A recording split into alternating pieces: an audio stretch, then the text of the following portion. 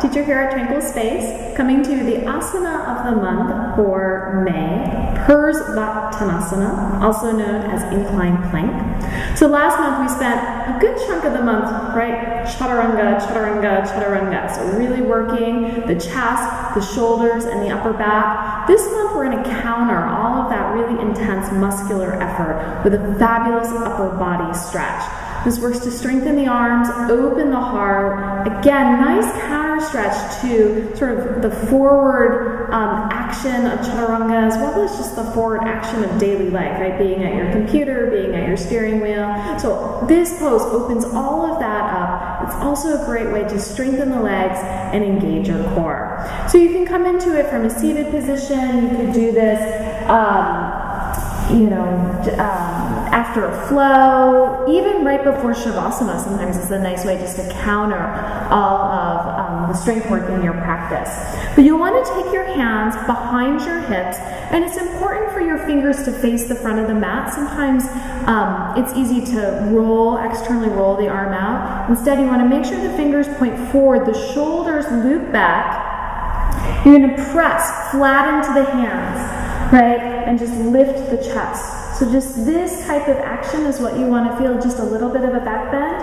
And now press into your feet, press into your hands, and lift up and start to walk your feet towards the front of your mat. Press down and lift up. And if you don't have any neck issues, if you feel good here, you can let your neck relax.